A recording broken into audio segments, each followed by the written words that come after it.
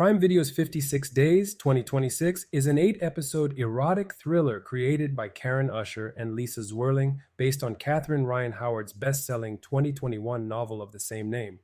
Starring Dove Cameron as Kiara Wyse and Avan Jogia as Oliver Kennedy, the series wastes no time dropping you into its central mystery.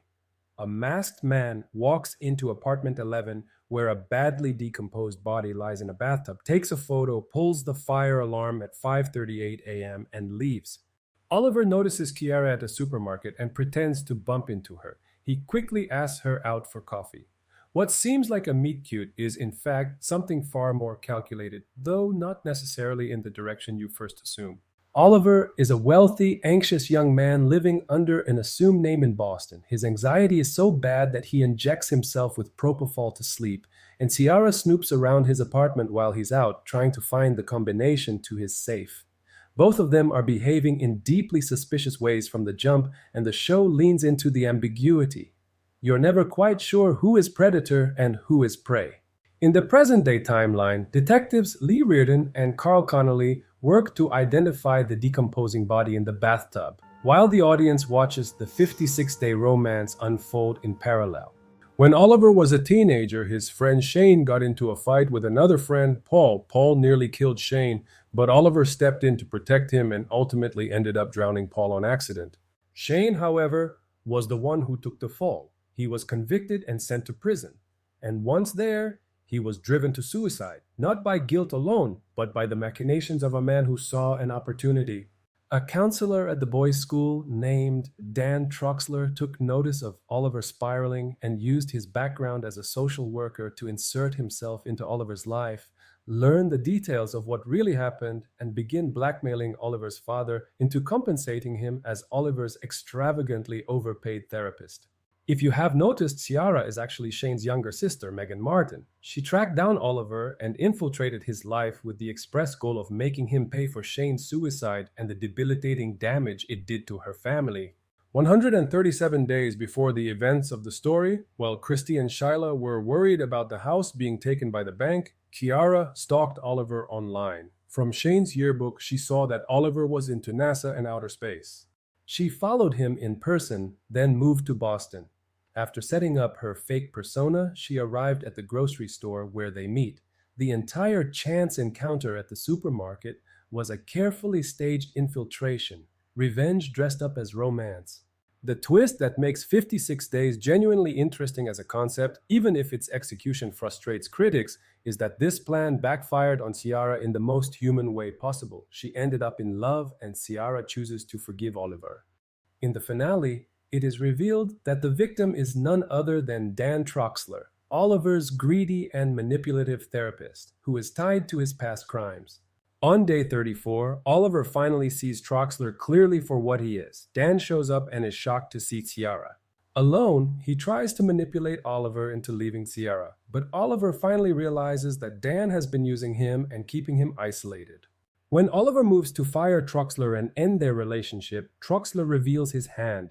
He's been recording their sessions for years and still has the letter Oliver wrote as a teenager, effectively holding Oliver's entire future hostage for a financial payout.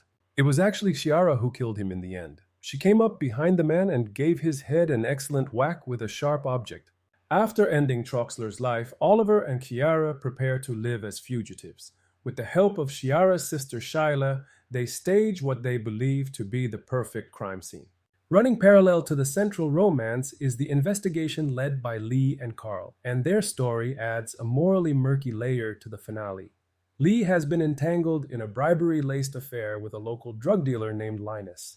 Carl believes Lionus should be taken out of the streets, and using a necklace he snatched from Lionus earlier, they plant it as part of the evidence taken from the crime scene of Dan's murder. Part of their ruse is Lee asking to be relieved from the case because of a personal conflict. Another detective, not as bright as the duo, takes over and concludes that Linus is the murderer. In the finale, Oliver, consumed by guilt over what his teenage cowardice did to Kiara's entire family, nearly turns himself in. He ends up telling his friend Elliot everything and decides to turn himself in for Dan's murder so Ciara can get her life back.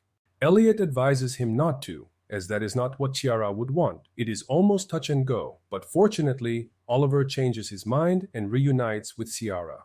Having already confessed his guilt over Shane's passing to Ciara, he refuses to let his past trauma dictate his choices. He shows up at the airport at the last moment and reunites with Ciara.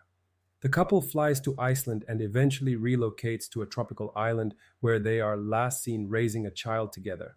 The ending shows a bit of time has passed. Oliver and Ciara live by the sea, far from Boston. It is warm and palm trees sway. Ciara has changed her look and Oliver seems calmer. A storm rolls in. They have a baby boy named Shane in honor of her brother. Ciara jokes about whether he will be crazy like his mother or father. She says she cannot wait to see what tomorrow will bring. The past no longer controls them.